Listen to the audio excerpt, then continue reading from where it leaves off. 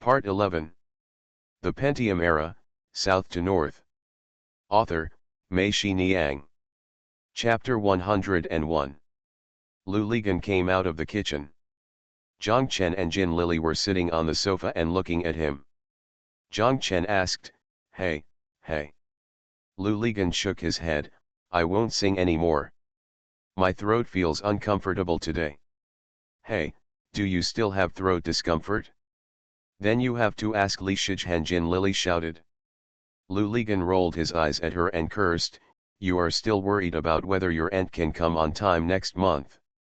Damn it, I can hear your coquettishness even from such a distance. I used to be in the theater troupe, and it seems that I like singing in the middle of the night so much." Jin Lili jumped up from the sofa, and Lu Li fled into Jin Lili and Lao Bao's office. One of them escaped, the other chased, going forward and backward, and circled the two desks several times. Zhang Chen was laughing on the sofa. "Stop," Jin Lili pointed at Lu Ligan opposite. "If you don't chase me, just stop," Lu Ligan said. "Then let me hit you. Just for a moment. One time." "Okay." Then Lu Ligan came over. Jin Lili stretched out her hand and twisted Lu Ligan's arm violently. Lu Ligan screamed in pain, and Jin Lili walked away proudly. While Lu Ligan touched his sore spot, he walked over to Zhang Chen and said, "Zhang Chen, it's better to replace this woman, she's so cruel. Replace the hard-working and kind-hearted people of Hainan." Zhang Chen laughed, and Jin Lili stared at them. Zhang Chen looked at the top of the pile of machines and saw a video recorder, and asked Jin Lili, "Can this be used?" Jin Lili said, "Of course. Let's borrow the videotape and watch it," Zhang Chen said. Lu Ligan and Jin Lili agreed immediately, and Lu Ligan shouted, "I want to borrow some third-level movies."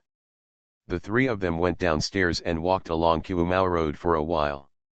In a simple house on the roadside, they found a video rental place. The three of them each got what they needed. Zhang Chen rented Treasure Hunt, Earth and 3 Star Wars films. Lu Ligan rented 3 The Godfather films, Apocalypse Now and Platoon, and Jin Lili rented Pretty Woman and The Last Days. The boss kept recommending Hong Kong's third-level films to them.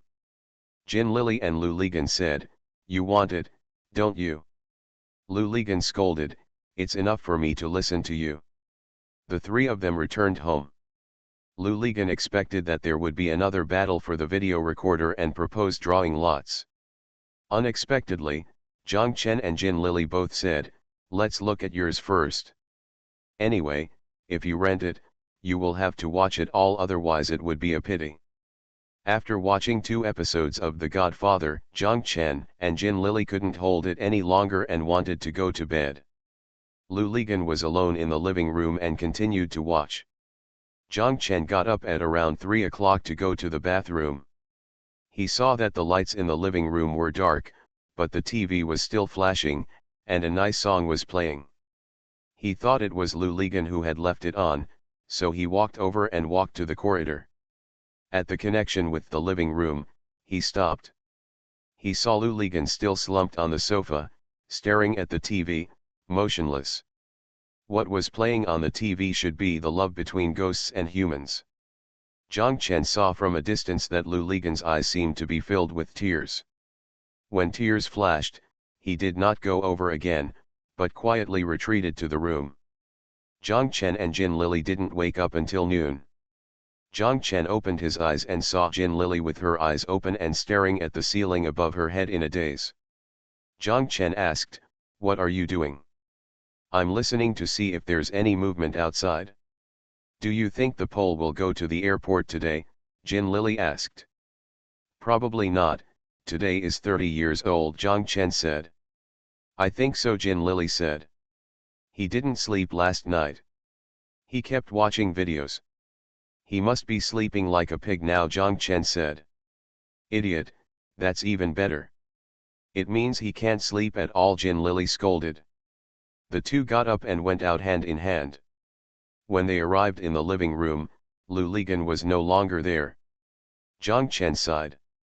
It was already dark outside, and firecrackers far and near had been going off one after another. Looking outside through the glass, there were fireworks rising into the sky from time to time, exploding in the dark night, brilliant and dazzling. On the dining room table, there was a sumptuous New Year's Eve dinner prepared by Zhang Chen and Jin Lily. The two of them sat on the sofa in the living room, staring at the TV, neither of them speaking. When the Spring Festival Gala started, Zhao Zhongxiang, An Yiping, Zhang Hongmin, and Li Ruiying were already on the stage. Suddenly there was a knock on the door.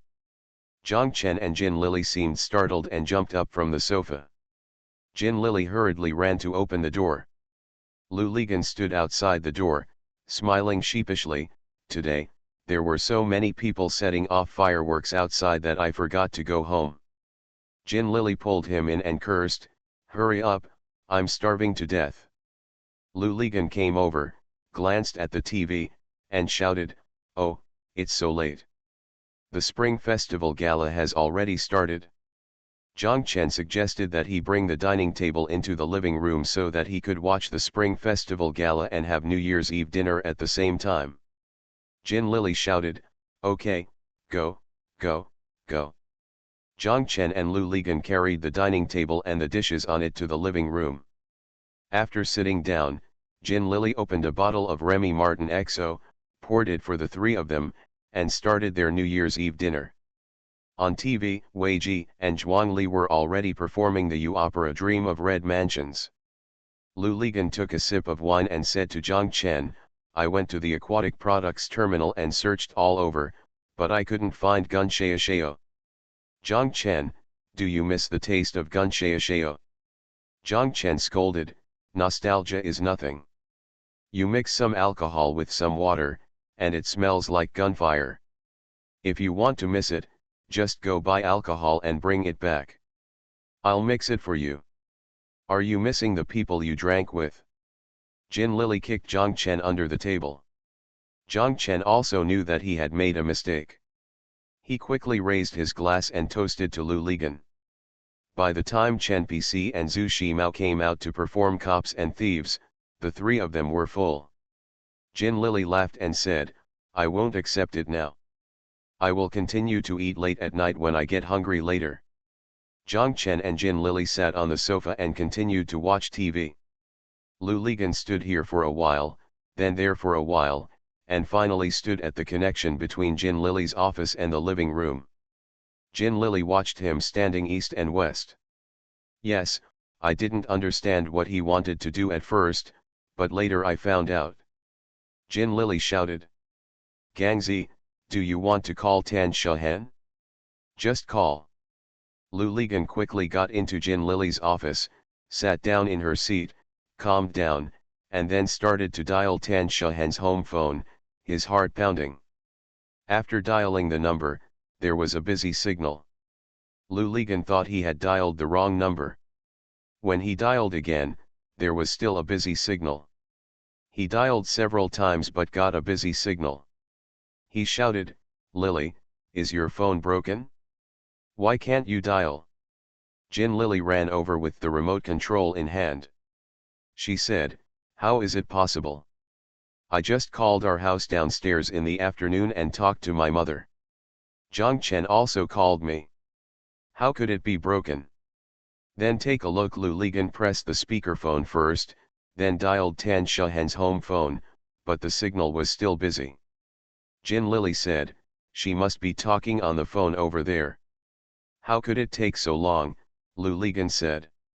Zhang Chen also came over and said, "Lily, please try dialing the number downstairs at your home."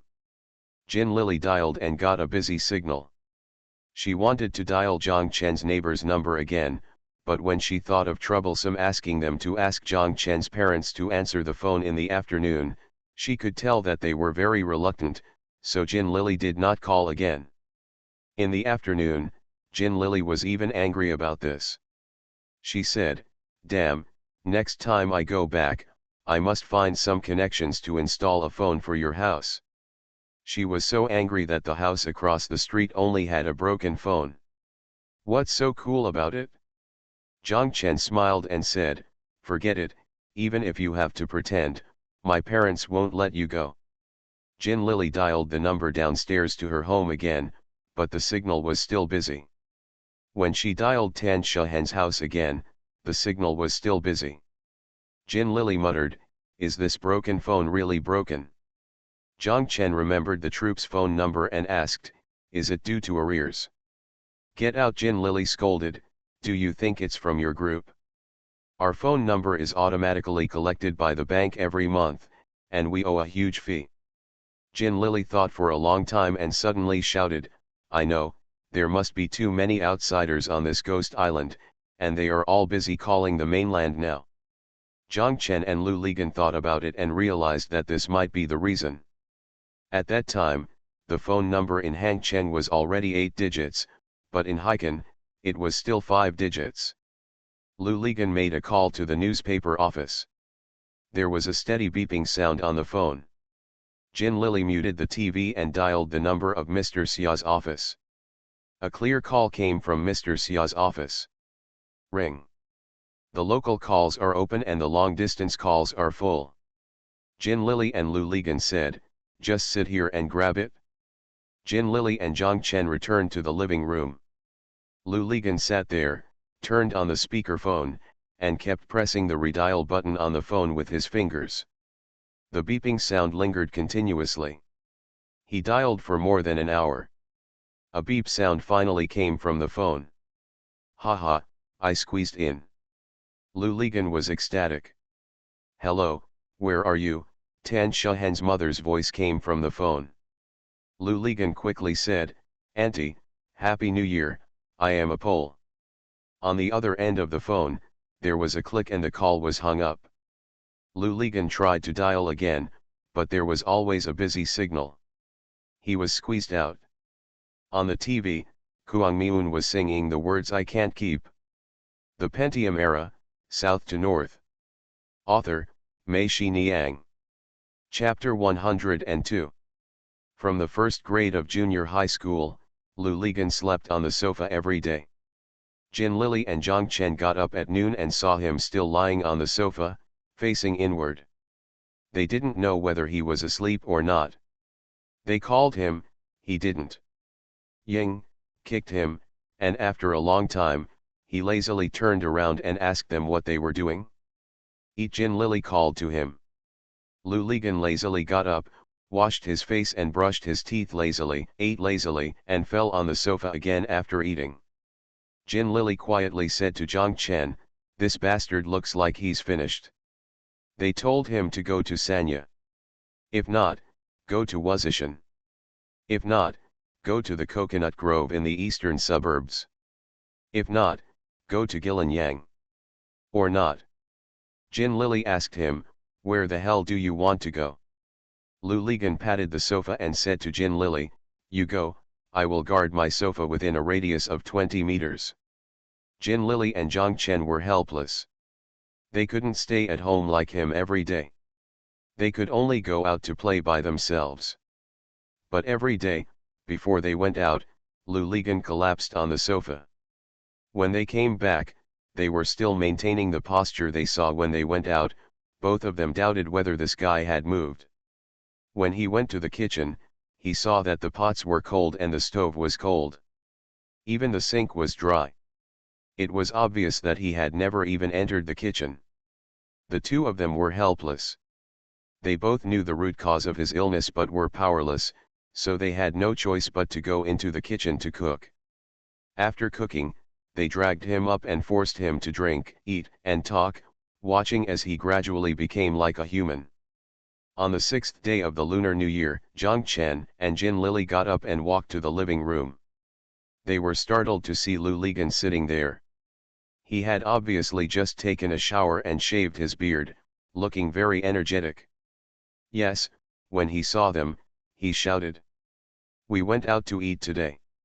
After eating, Zhang Chen and I will go back to Yilan's house.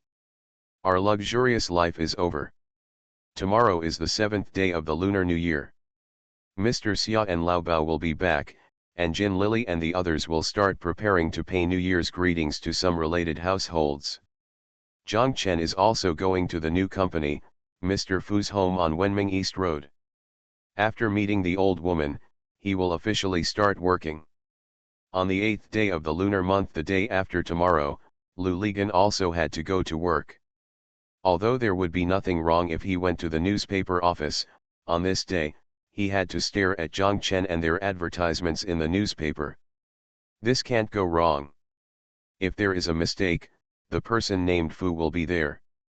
They will think that you are not doing things well and that you failed in the first thing. Zhang Chen and Jin Lily breathed a sigh of relief when they saw Lu Ligan recovered.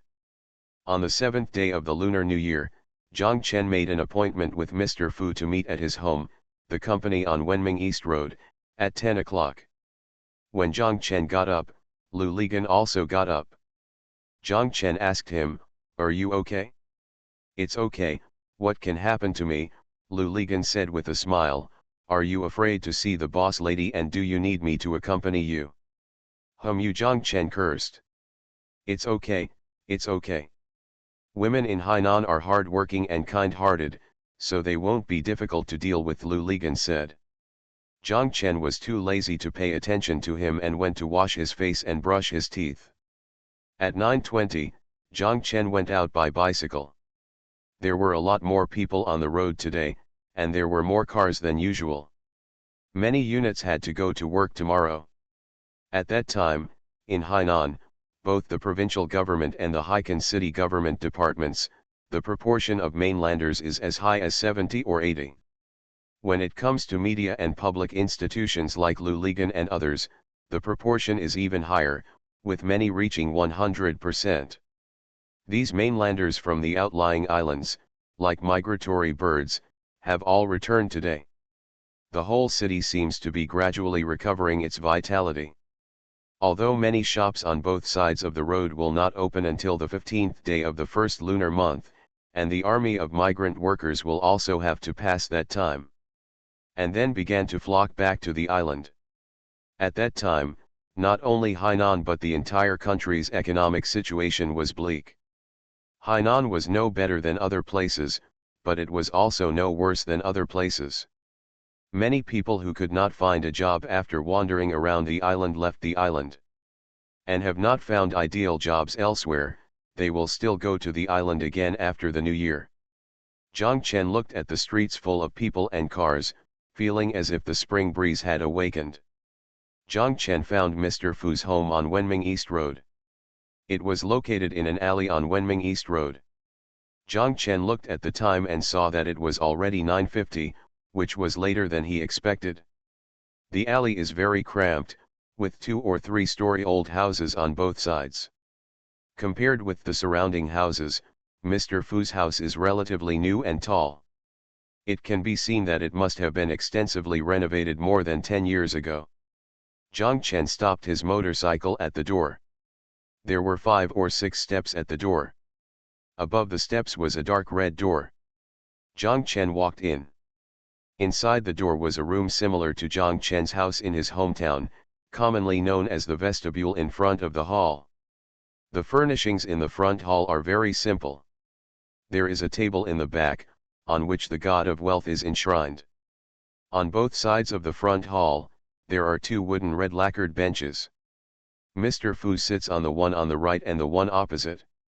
There were 2 girls sitting, who looked like Hainan locals, and the 3 of them were chatting in Hainanese. Mr. Fu stood up when he saw Zhang Chen. Zhang Chen quickly said, "I'm sorry, Mr. Fu, for keeping you waiting. There are a lot more cars on the road today." Mr. Fu said it was okay, and I had just arrived. Mr. Fu and Zhang Chen said that these 2 are my nieces who work as waiters at Wanghai restaurant. They live on this floor. When Xiaolin is not here, they stay with their aunt here. Mr. Fu did not introduce who Zhang Chen was to them, but took Zhang Chen to the back and passed through the front hall. Behind was a small patio. There was a well in the patio. Next to the well, there was a platform. It seems that it is usually used for washing vegetables and laundry. There are 2 rooms behind the patio. Mr. Fu's 2 nieces should live here. On one side of the patio, next to the house next door, there is an open-air staircase. Mr. Fu led Zhang Chen to the second floor. The layout is the same as that on the first floor, also separated by a patio, with 2 rooms on one side and 1 on the other. Mr. Fu took Zhang Chen to the other 2 rooms first. The door of one room was closed. Mr. Fu knocked on the door, but there was no response. Mr. Fu cursed, "This bastard ran out again." Mr. Fu told Zhang Chen that Xiaolin lived in this room. Then he pointed to a small door at the end of the corridor and told Zhang Chen that the shower was here. Zhang Chen understood that this was just like Yilin's mother's house. It is a toilet that doubles as a bathroom. Mr. Fu took Zhang Chen to the next room, which was the one next to the stairs leading to the 3rd floor. The door was open, and there was a bunch of keys inserted in the door. Mr. Fu took out the key and gave it to Zhang Chen. And said to him, "You will live in this room. This is the key to the door below. This is the key to the office. I think you can either move here in the afternoon and go to Xiaosu tomorrow. He will also vacate the office at your construction site. Okay, you go and hand it over." Zhang Chen said yes. "Let's see what's missing. I'll ask my niece to buy it for you," Mr. Fu said.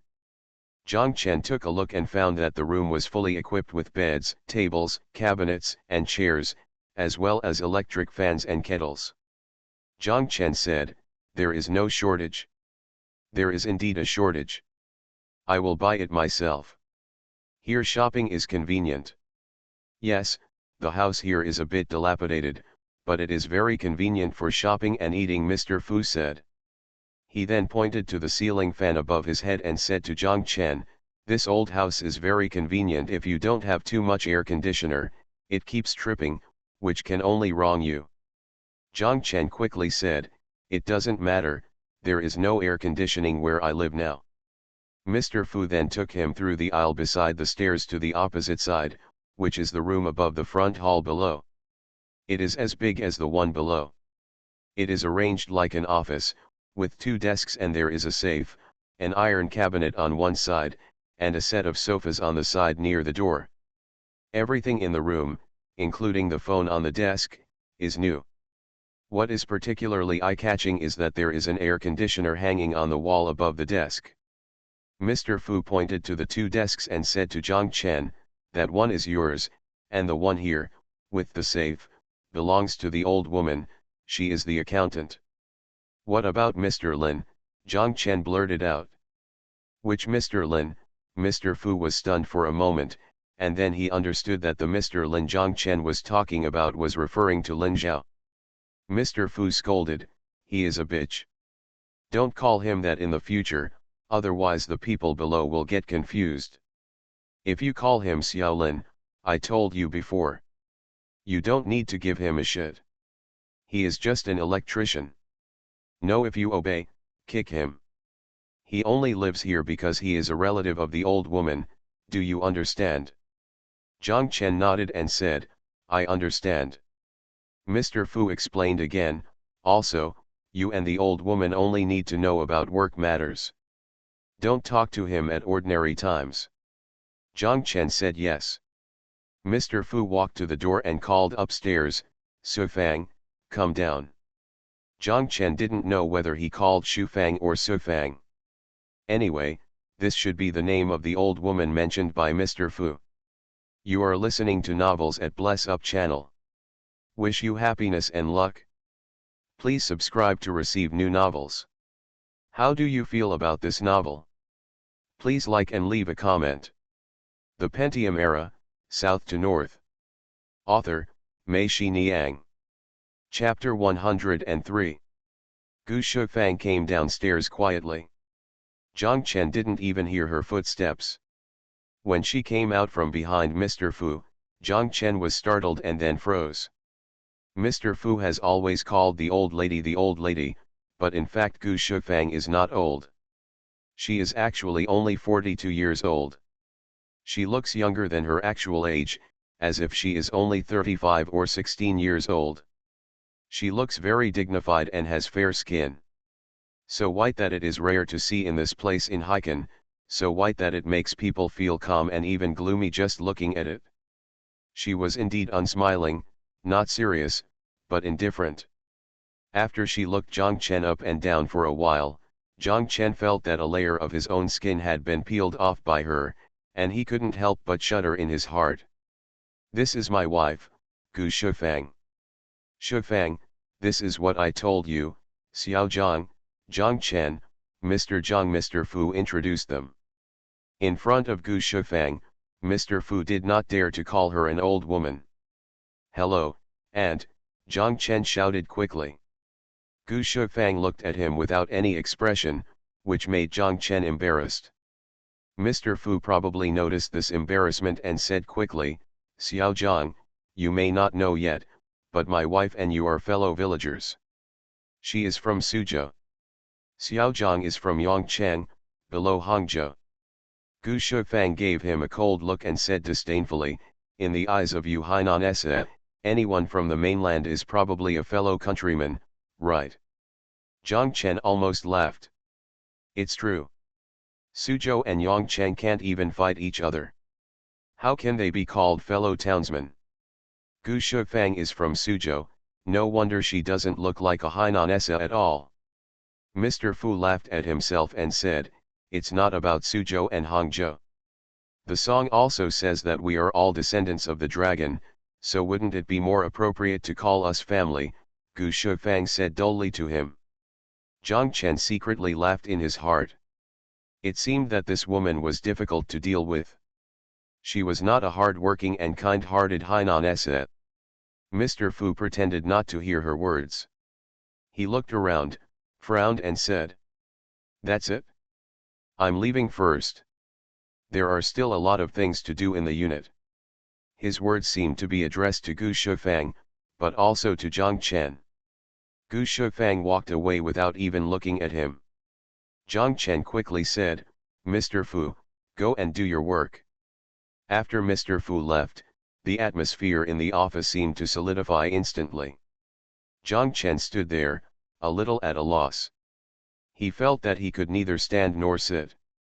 Gu Shufang walked to her desk, stretched out two white fingers, wiped it on the table, put it in front of her eyes to look at, then bent over the chair and wiped it on the chair, put it in front of her eyes to look at it, and then sit down.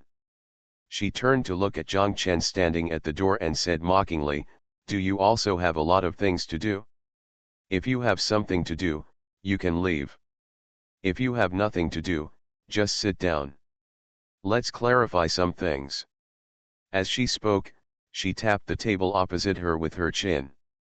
Her tone and movements made it seem as if she was the general manager and Jiang Chen was her subordinate. Jiang Chen felt a little angry, but he still walked over and sat down. "Auntie, if you want anything, please tell me," Jiang Chen said, neither humble nor overbearing. Gu Shufang frowned, "You called me aunt? Am I that old?" Jiang Chen hesitated, "Then I should call me Accountant Gu. Before I retired from illness and recuperated at home, I was the accountant," Gu Shufang said.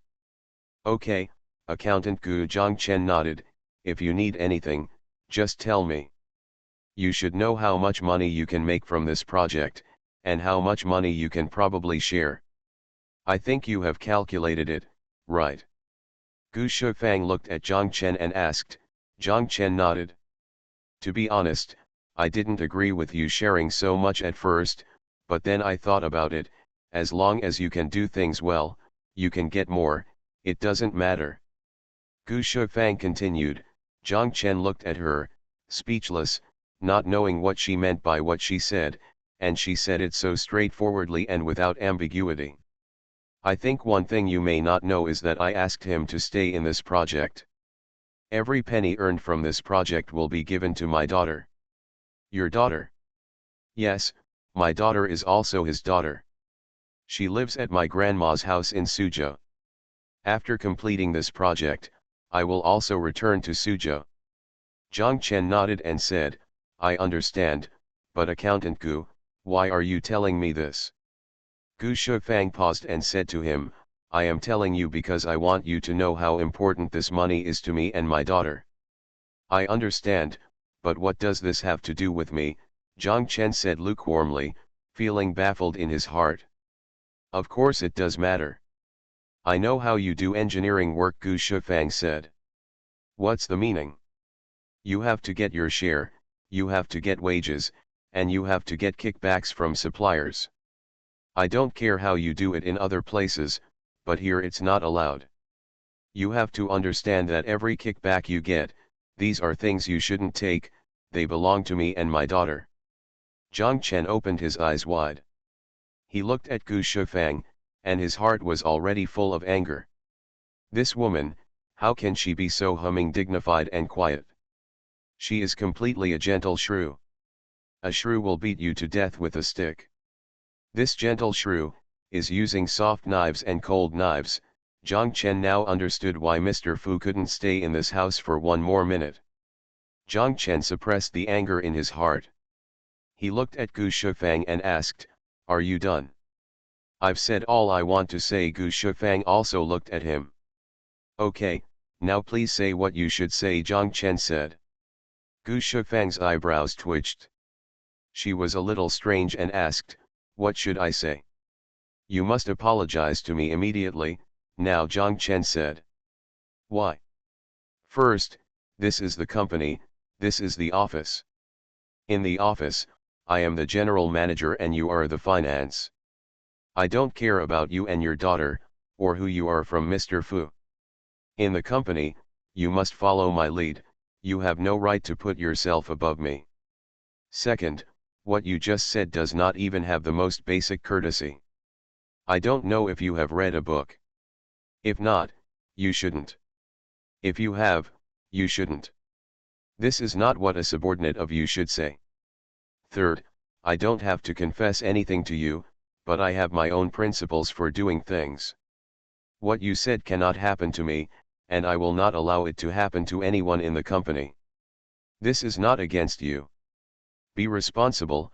I have no obligation to be responsible to you, I am responsible to myself. If you find someone engaging in this kind of behavior, as a finance officer, you have the right to report it to me, and I will deal with it immediately. If you find that I have this kind of behavior, as a finance person, you can directly bypass me and report to Mr. Fu. You can also call the police directly. Did I make my words clear enough?" Gu Shufang stared at Zhang Chen with her eyes, and Zhang Chen also looked at her. After a long time, she nodded. "Okay, now please apologize," Zhang Chen said. "Otherwise?" Gu Shufang asked. "Otherwise it's very simple. I would rather not do this project than be insulted like this," Zhang Chen said coldly with a livid face. Both of them were silent. There was deathly silence in the office. Gu Shufang lowered her head. She still stretched out two white fingers, wiped the table, and then looked in front of her eyes. She did not look at Zhang Chen again. Zhang Chen still looking at her, what he couldn't understand was why a woman with such beautiful hands had such a vicious mouth.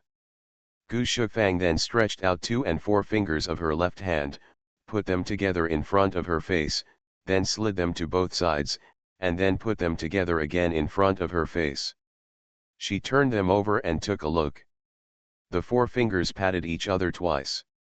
He raised his head, looked at Zhang Chen, and said expressionlessly, "Okay, I apologize. I hope you can accept my apology." Zhang Chen nodded, "I accept. I don't believe that there is no cat that doesn't steal fish. Don't reach out, otherwise I will catch you," Gu Shufang added.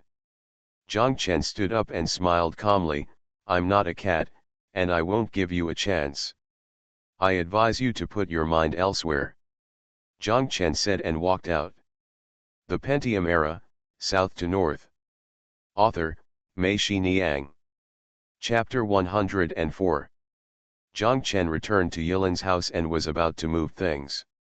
Lu Ligan felt sorry for him. He told Zhang Chen, "Damn it, it's true that we must part after a long time. I am the only one left in our stronghold." Zhang Chen said, "You can either stay with me in 2 days, since I am alone anyway. Forget it, let me give you a private weekend." After the bombing, Just remember to come to me for a drink. Besides, I said this is our feng shui treasure land, and I will hold on until the pie hits my head. Superior. Lu Ligan said.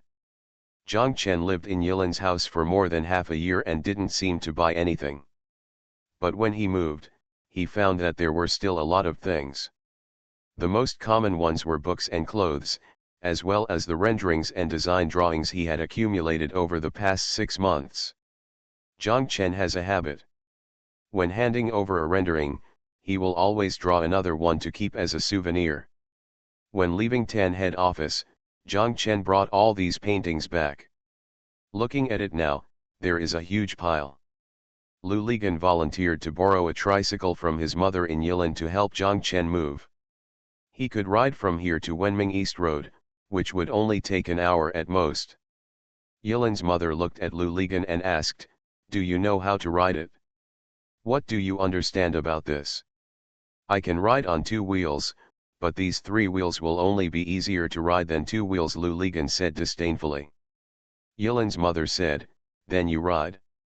Yilin was laughing on the side and said, "I will open the door for you, you ride out and then ride back." Yilin said and opened the door. Lu Lipol got on the tricycle and pedaled hard, but the tricycle refused to obey and started spinning in circles in the yard. Lu Lipol wanted to twist the faucet. The faucet was very heavy and could not be turned. The tricycle could only wandering in circles. Yilin and Yilin's mother laughed loudly on the side, and Wenwen and Qian were also lying on the railing and laughing. Wenwen and Qian did not go back because the tips were high during the spring festival. Jianqiang and Jia said it was too expensive and did not go back. In fact, they knew that there were fewer ding-dongs during the spring festival, and those who had nothing to do all day long did not go back. A man who has nothing to do with him has a lot of needs and gives a lot of money. Jianqiang heard the sound and came out to take a look. He ran down and asked Lu Li to get down. He said he would give it a try, but after he got up, the same thing happened. The tricycle was still spinning in the yard. Lu Ligan cursed, come down, you are not as good as me." Jianqiang climbed off the tricycle, scratched his head and said, "Strange, is the faucet locked?" Lu Li climbed up the pole and tried his best to hold the faucet down. The tricycle circled in the opposite direction, so he quickly pulled it back. After struggling for a long time, the tricycle finally turned crookedly and headed towards the door. Lu Ligong pedaled hard, and the tricycle sped out, but hit the wall next to the courtyard door. People in the courtyard were walking up and down, they all laughed. Yilin came over and asked Lu Ligan to get out of the car.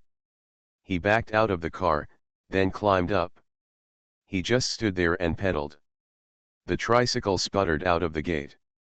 After a while, it turned around again. When he came back, he pressed the brake lever with his right hand and the tricycle stopped steadily in the yard. Wenwen, Qian, and Jia upstairs all clapped. Yilin's face turned red. He raised his head and called to Zhang Chen upstairs, "Brother Zhang Chen, I'll take you there." Before Zhang Chen could speak, Yilin's mother also shouted, "Yiya knows how to ride, let Yiya go." Zhang Chen said, "Okay, thank you." Wenwen, Qian, and Jia helped Zhang Chen move everything downstairs. Everyone was busy loading the things on the tricycle. Zhang Chen and Yilin's mother said, "I'm leaving." Yilin's mother nodded and said yes, she would come back often. Jia stood beside Zhang Chen. He pulled Zhang Chen's sleeves with his hands. Zhang Chen looked at her. Jia flattened her mouth and said to him, "Brother Zhang Chen, you are leaving, and I can't bear to leave you." Zhang Chen smiled and said, "I'm not far away, I'm just at Wanghai Tower, you can see me every day. By the way, Jianqiang, when you go to Wanghai Tower, you can come to my office for a smoke." Jianqiang chuckled and said yes. "Brother Zhang Chen, I want a hug." Jia opened her arms as she spoke, and Zhang Chen hugged her. Wenwen and Qian saw them and said they wanted a hug, so Zhang Chen hugged her. They also hugged. "Come on, you two, give me a hug too," Lu Ligan said to Wen Wen and Qian Qian. The two of them were very generous and hugged him. Lu Ligan shouted, It smells so good." "Bah, hooligan," Wen Wen and Qian Qian cursed in unison, and the people in the yard laughed again. Yilin was riding in front. Zhang Chen and Lu Ligan were worried. They rode motorcycles, slowed down and followed the tricycle. After walking forward for more than 10 minutes, they were completely relieved. Yilin rode the tricycle. He was able to move through the busy traffic with ease. It seemed that he usually helped his mother ride a bike when she went out with him. Not only is he skilled in riding, he is also very familiar with the roads. He knows exactly how to go from Binya village to Wenming East Road without the guidance of Zhang Chen and Lu Lipol. The route he chose is better than Zhang Chen and the others. Much closer. Zhang Chen saw that Yilin's butt was just a little bit on the bench, and he was almost standing there on the pedals. He remembered the scene when he was riding a bicycle to sketch when he was a child.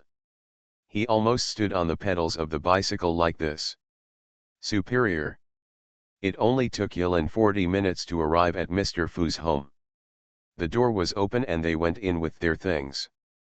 When they got to the front hall, they heard someone singing in the patio behind, singing Red Dragonfly by Little Tigers. Zhang Chen walked through the front hall and saw Mr. Fu's two nieces washing clothes and singing in front of the stage.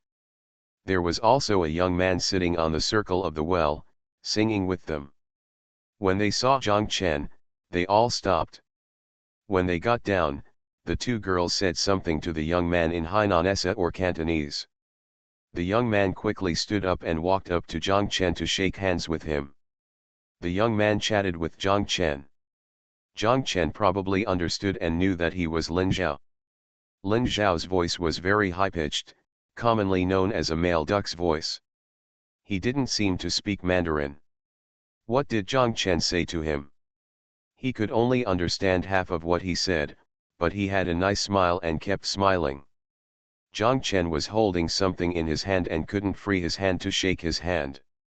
Lin Zhao simply snatched the thing from Zhang Chen's hand, turned around and walked upstairs. Lu Ligan and Yilin followed him. Zhang Chen looked at it, then turned back to the door and took the remaining things on the tricycle in. After moving all the things into Zhang Chen's room, Zhang Chen saw that there was another TV in the room. It didn't look like a new one. Lin Zhao told him that Mr. Fu asked him to bring it from the hotel. Zhang Chen understood. After the things were moved, Yilin was about to leave. Lu Ligan said that I would go back with you later. Yilin knew that they were worried, so he made a face at Lu Ligan and told him, I am too lazy to pull you. Riding an empty bike, we arrived home in a short while. Lu Ligan had no choice but to let him go. Anyway, looking at his momentum when he came, they really had nothing to worry about. Lu Ligan helped Zhang Chen put things in place, and then nailed 2 renderings and several others on the wall. The two of them nailed them to the wall of the office. After finishing all this, Zhang Chen sat down at his desk. Lu Ligan sat down on the sofa, reached out and patted the sofa, shouting. Awesome, Zhang Chen has his own office in Hainan. This office is much better than the head office of Laoyang. Yeah, at least the phone is open, Zhang Chen said with a smile. By the way, if you have anything to do at night, just call me on this number. I can hear you from the other side. Okay, write me one, Lu Ligan shouted. Zhang Chen opened the office drawer and took a business card to Lu Ligan. Zhang Chen had seen these boxes of business cards in the morning, and he didn't know whether Fu always asks Xiao Lu or Xiao Lin to print them for him. Lu Ligan took the business card and read, Heiken Panchi Decoration Co., Limited, Zhang Chen, General Manager, phone number, awesome, Zhang Chen, I have 2 phone numbers. Zhang Chen knew that there was another number from Wanghai Tower. The two sat for a while, and Lu Ligan suddenly thought of it. He said, let's go to the recruitment wall to see what's going on now. When we're done, let's go and see if the pig's trotter rice is open. Jiang Chen said yes, the pig's trotter rice was not open, so we went to eat mutton hot pot. Anyway, it was very close from here. Lu Ligan said that Jiang Chen also wanted to see how the East Lake recruitment wall was doing now. The two people left the office and returned to the room. Jiang Chen took his wallet and closed the door when he came out. When he turned around, Jiang Chen was stunned for a moment. He saw Gu Shufang standing in the middle of the stairs from the second floor to the third floor. Looking at them.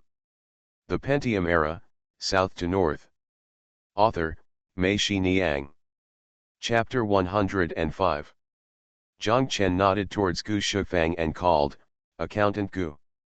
Gu Shufang's face was expressionless as she said, "Xiao Zhang, I hope you won't bring any messy people home in the future." Jiang Chen saw Lin Zhao leaning against his door, looking at him and shaking his head at him, meaning to ignore her. Jiang Chen looked up at Gu Shufang and said to her, "I also hope you understand that the third floor is your home and no one will go up there. The second floor is the company office. In theory, even if you come to beg for food, there's no reason to say no. Besides, I'm not a beggar. I'm a reporter from Hainan Daily." "What do you think?" Lu Ligan said angrily to Gu Shufang. He deliberately picked the one with the biggest name on his business card. Gu Shufang was speechless for a moment. Jiang Chen and Lu Ligan were too lazy to pay attention to her and left. Lin Zhao stood there, laughing. Gu Shufang looked at him, and he quickly turned around and fled back to his room. Jiang Chen and Lu Ligan arrived downstairs. Mr. Fu's two nieces were still washing clothes. They also heard the commotion upstairs. As soon as Gu Shufang spoke, they stopped singing and saw Jiang Chen and the others. One of them came down and smiled at them. Lu Ligan asked Jiang Chen, "Is this old witch your boss wife?" Jiang Chen nodded. Jiang Chen, how can I bear this in the future?" Lu Ligan shouted. Jiang Chen smiled, "What's the matter? Just ignore her." This completely overturned my impression of Hainan women. Lu Ligan sighed. "She is not originally from Hainan, why are you trying to subvert her?" Jiang Chen said with a smile, "She is from Suzhou. Are Suzhou people like this? It shouldn't be. This is an alien."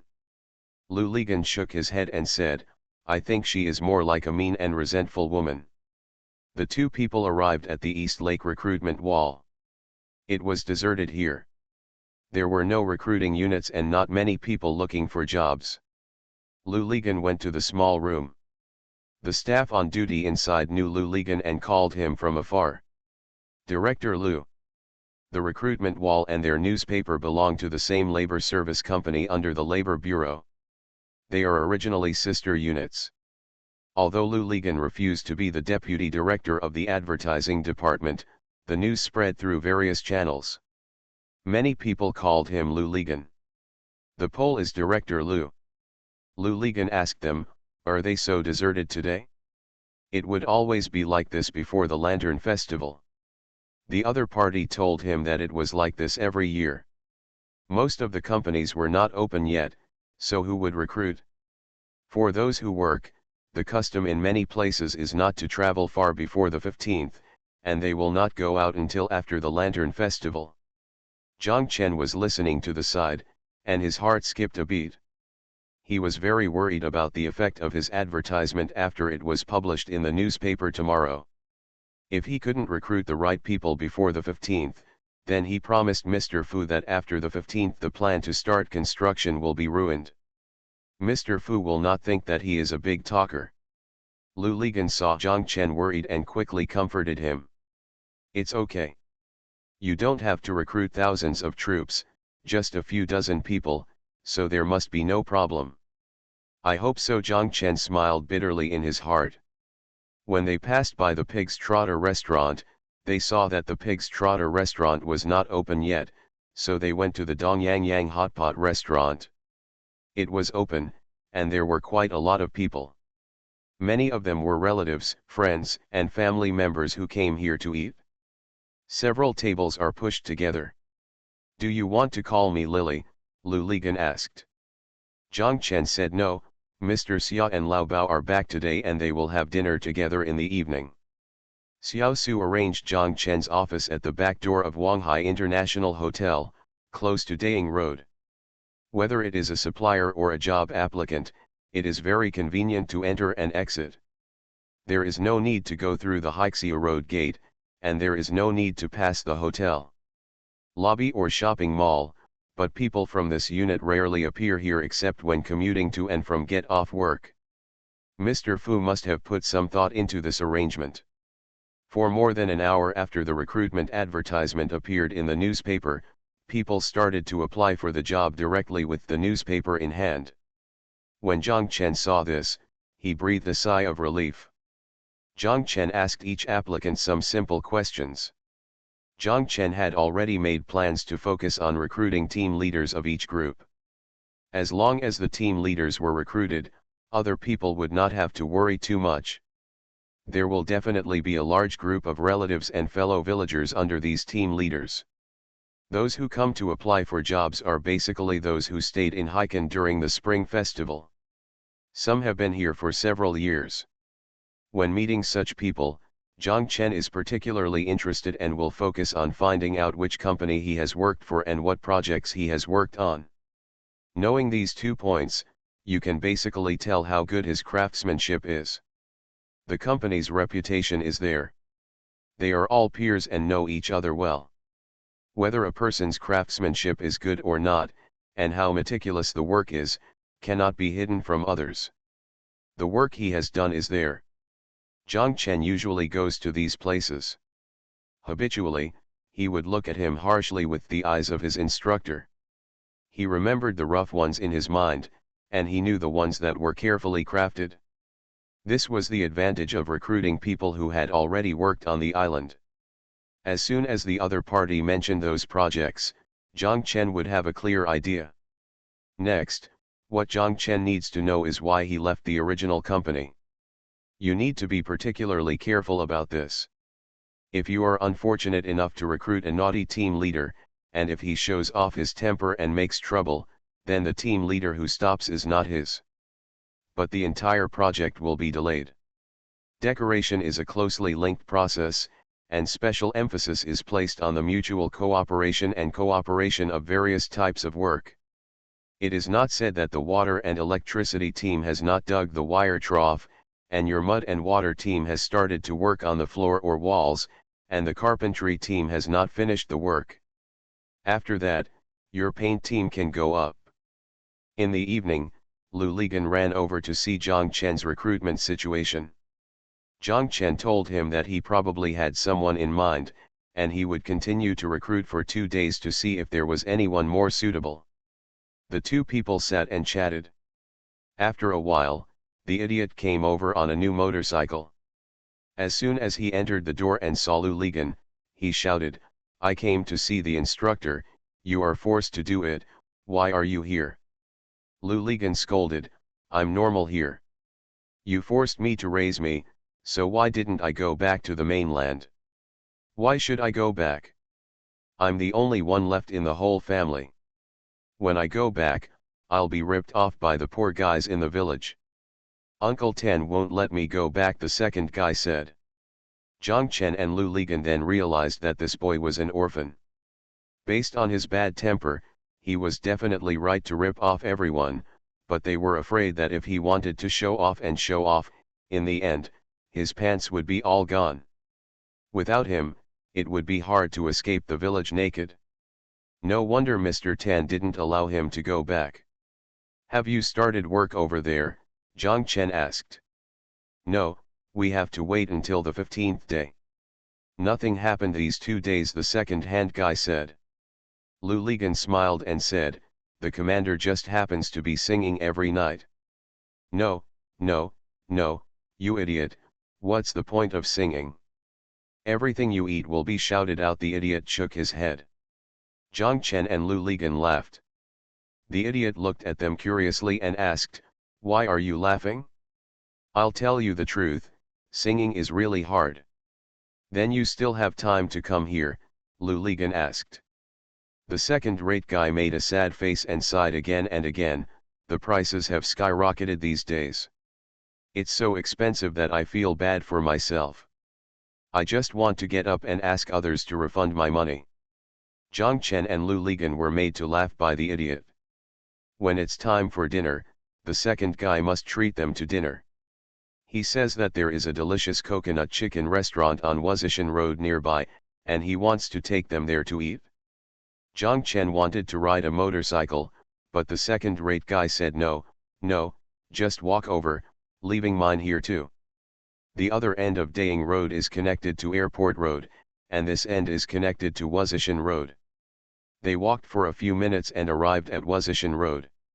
When they arrived at Wuzishan Road, Zhang Chen and Lu Ligan were startled because it was not completely dark yet. There are many women standing densely on both sides of the road here, and you can tell what they do at a glance. The women here are older than Hai Zialu, and their looks are a bit mediocre. There were several chicken-headed old women who actually knew the fool. They grabbed him and stood chatting.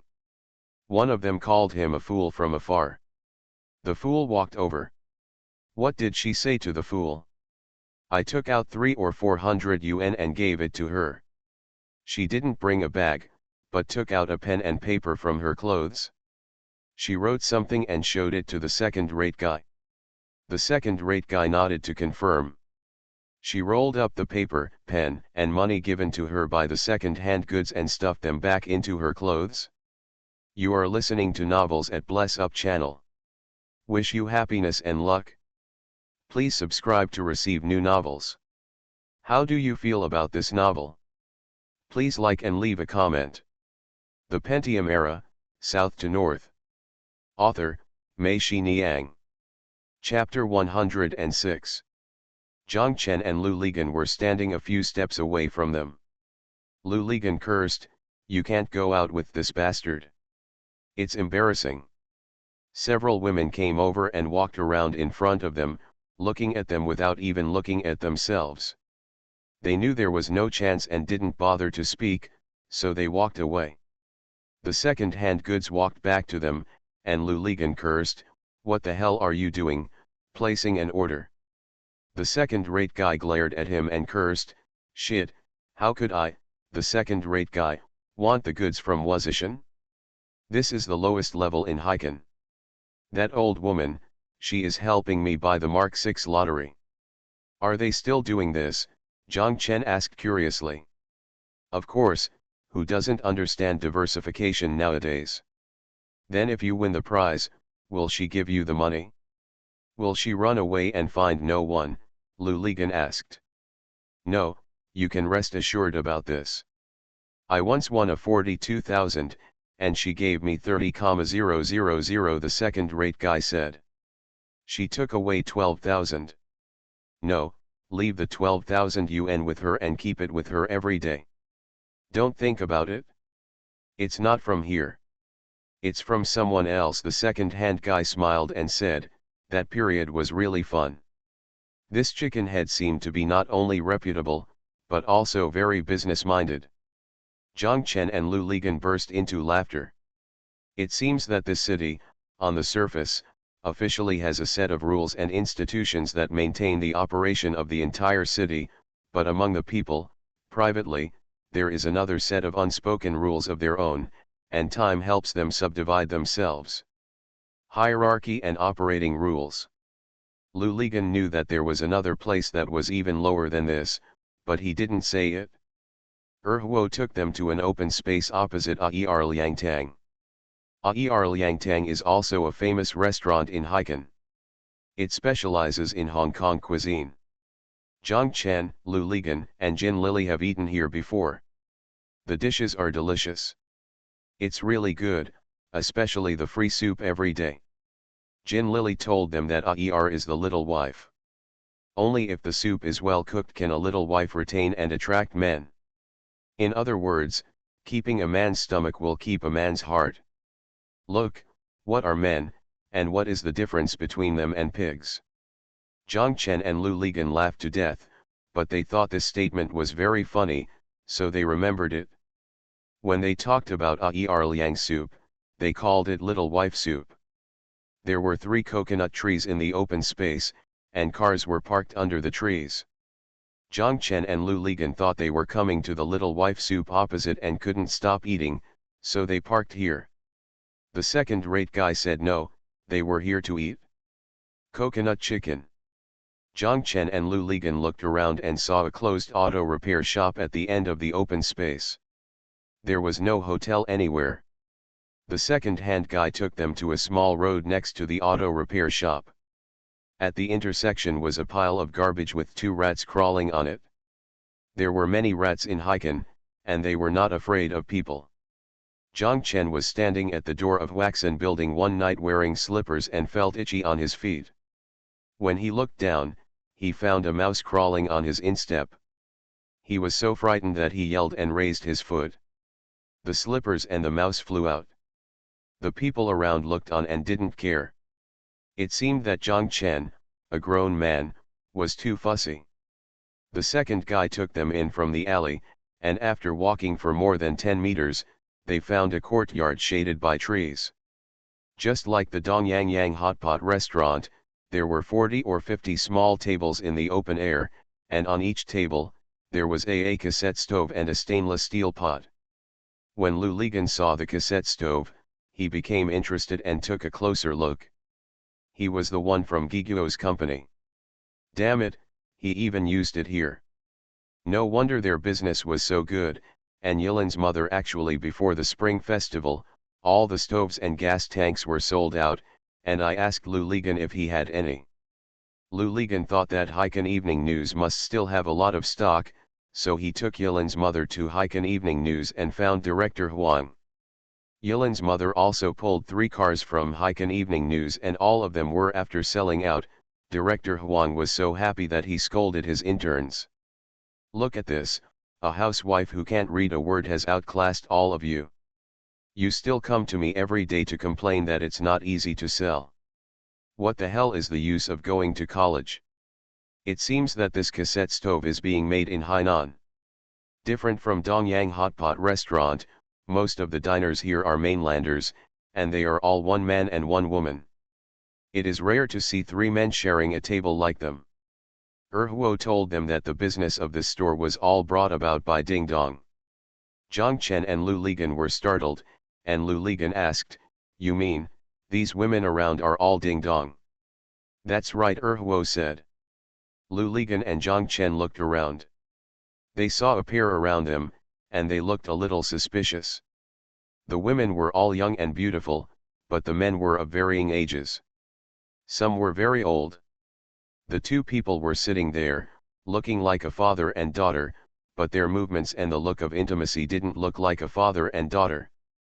But the strange thing is that these women are different from what they see on the street. They are dressed normally and wear light makeup. It doesn't look like they are Ding Dong, Lu Ligan said doubtfully. These men are all regular customers. They stay in hotels nearby, such as Haikan Hotel, Wanghalu, and Guo's Hang. When they find something they like on the street, they take it back to the hotel. If they are satisfied, they negotiate the price. If we stay in Haikan for a few days, let them accompany us for a few days, Huo said. Only then did Zhang Chen and Lu Ligan understand. They thought to themselves that this was another kind of ecology spreading out in the city. The waiter brought them a stainless steel pot. Zhang Chen opened it and took a look. Inside was a pot of clear soup, including wolfberry, angelica root, dangshen, astragalus and red dates, as well as strips of white. Zhang Chen didn't know what it was, so he asked the second-hand guy.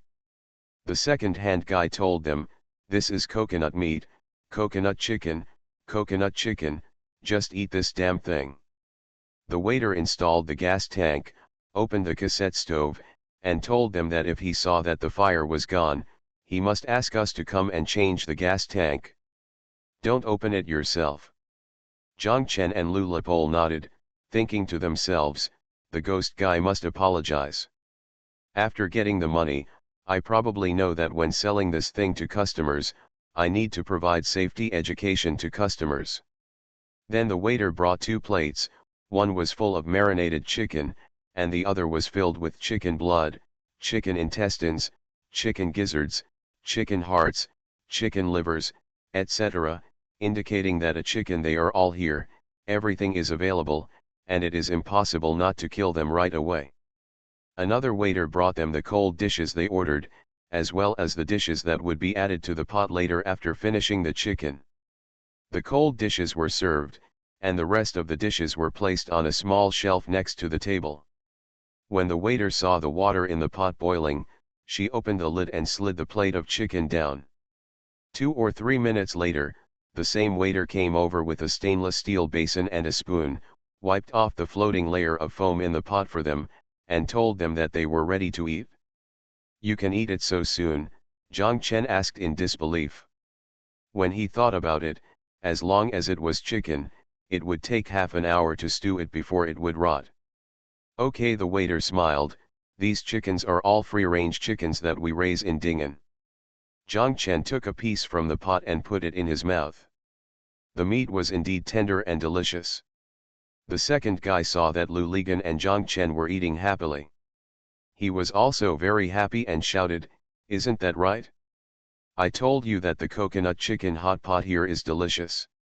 The second-rate guy shouted so loudly that everyone around him turned their heads and looked at them. The second-rate guy said to an old man next to him, "Isn't that right? Uncle, do you feel the same way?" The old man was startled, smiled awkwardly, and quickly turned his head away. The girl and others opposite him all laughed, and someone shouted loudly, "Well said." The idiot proudly arched his hands toward the place where the sound came from. This is really a city where the smell of lust is wafting in the air. Zhang Chen thought of Lu Ligan's famous saying again. Zhang Chen picked up a stack of recruitment registration forms in his hand and told Erhuo. Erhuo was helpless and knew that Zhang Chen was a very serious person about his work, so he had to give up and go to fight guerrillas alone. The Pentium Era, South to North. Author, Mei Xiniang. Chapter 107. Zhang Chen heard the sound of a motorcycle outside the door and confirmed that the second-rate man had left. Then he stood up. He was sweating all over after eating hot pot just now, and he was eager to go home and take a shower. Considering that it was very difficult to get the motorcycle up the steps when I got home, I still asked Xiaolin for help last night. Together they lifted the motorcycle up the steps and parked it in the front hall. Zhang Chen decided to give up riding and continued to park the motorcycle. Walking home from the parking lot of Wanghelu, it only takes 10 minutes to walk back from here. When Zhang Chen passed by the triangle area at the junction of Haixia Road, Shenfu Road, and Boa South Road, he saw that there were still armed policemen standing guard with submachine guns on the side near East Lake. Zhang Chen felt much more at ease. He decided to go there in the future. It's good to walk like this after get off work. Zhang Chen did not cross the pedestrian bridge across Haixia Road, but walked from the entrance of Haikan Hotel, across Shenfu Road, to Boa South Road, and walked 10 meters from Boa South Road to the Pig's Knuckle restaurant, and then crossed 2 intersections. Exit to Wenming East Road. Starting from Boa South Road, the old buildings on both sides of the narrow streets are all Nanyang-style arcades. The street lights are dim and the spring breeze is tireless. Walking here at night is very interesting. Zhang Chen arrived home. The lights in the front hall were dark. When he went upstairs, he saw the office door open. Xiaolin and one of Mr. Fu's nieces were mopping the floor and the other was wiping the table. When they saw Zhang Chen, Xiaolin was there was a burst of chirping. Zhang Chen found Xiaolin very interesting. When he talked to you, he didn't look at you and his voice was unclear. It looked like he was talking to himself. It didn't matter whether you heard him clearly or not. He talked to himself again. Just when you understand, go away and continue to do your own thing, and when you want to ask clearly, you should look for him everywhere. It was Mr. Fu's niece named Kejin. After talking to Zhang Chen again, Zhang Chen understood. She said that her aunt asked them to keep the place clean and tidy every day. If it was a little dirty, Kejin looked at the door behind Zhang Chen. Outside, he lowered his voice and continued saying that Auntie would be afraid of Lu Di. Zhang Chen didn't understand what the fear of Lu Di meant, so Kejin repeated, "I'll beat you to death here." Zhang Chen thought to himself, of course it is impossible for that person, that thin body, to beat you to death, but she can stab you to death with a cold knife. Zhang Chen said thank you to them and went back to his room. When Zhang Chen came back from taking a shower, it was only after 9 o'clock. The lights in the office were on, but Xiaolin and Kejin were no longer there. The lights in Xiaolin's room were also dark. He probably went to play in Kejin's room downstairs. Zhang Chen walked into the office, took the ashtray on the coffee table, and returned to his room. He felt that Gu Shufang definitely didn't like people smoking in the office. With that image, it should be possible to say that she had germophilia. Zhang Chen decided to go back to his room to smoke in the future and not smoke in the office. This was not because he was afraid of her, but because it was better to do less than to do more, or a little respect. Zhang Chen sat in his room, smoking and watching TV. The TV was really nothing interesting, and there were still snowflakes. Zhang Chen circled the antenna on the TV in every direction, but couldn't find a clear point, so he simply turned off the TV. Zhang Chen took 2 puffs of cigarette, then put the cigarette butt in the ashtray, got up, walked out of the room, and went to the office. Zhang Chen sat down at his desk, glanced at Gu Shufang's desk opposite, and almost laughed. He saw a pile of books neatly placed on Gu Shufang's desk. It's brand new. I don't know if Gu Shufang intentionally or unintentionally turned the spine of the book toward her. Zhang Chen saw that these books were Decoration Engineering Construction Manual, Decoration Engineering and Cost, Decoration Engineering Budget and Final Accounting Knowledge Questions and Answers, and Decoration Engineering Management Manual. Zhang Chen immediately understood the subtext of this woman. This is telling you clearly that the challenge has begun. Don't think that I don't know how to decorate. I can read and study. I can understand all the branches and leaves. I want to fool you. I don't even have a door. I know how you do engineering work. Zhang Chen remembered what the woman said. It's so humming boring. Zhang Chen shook his head. He stood up, leaned over, and took out the Decoration Engineering Management Manual at the top. He read it. The more he read, the more interesting it became. He felt that there were many problems he encountered in his work. Ideas are well explained and summarized in this book. Zhang Chen caught a glimpse of a shadow out of the corner of his eye. He raised his head and was startled. He saw Gu Shufang walking into the office at some point and standing opposite, staring at her own desk. What the hum? Oh, why is there no sound at all when walking? Is it a human or a ghost? Zhang Chen cursed in his heart. Gu Shufang was holding a book in her hand, and Zhang Chen saw at a glance that it was The Story of the Sahara by San Mao. During that time, almost all women under the age of 50 and over 10 across the country were reading San Mao's book. One volume, almost catching up with the Little Red Book of the past.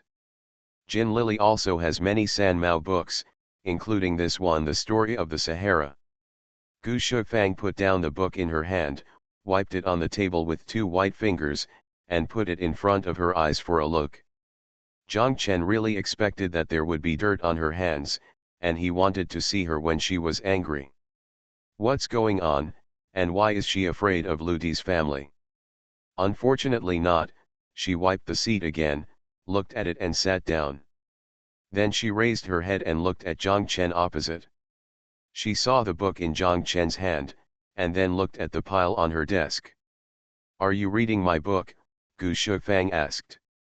Zhang Chen raised his head and looked at her and told her, I only had practical work experience before. After reading what was said in the book, I felt that a lot of it made sense.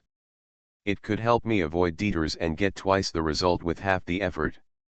Oh, by the way, I read them, you wouldn't mind, would you? Jiang Chen was scolding in his heart, "Aren't you going to challenge me? I'll just take it." Gu Shufang didn't say whether she minded or not. She used the key to unlock the drawer, opened the drawer, took out an invoice from the drawer, pushed it over, and said to Jiang Chen, "This is the invoice for the book I bought. Please you sign for reimbursement." This is another humming challenge.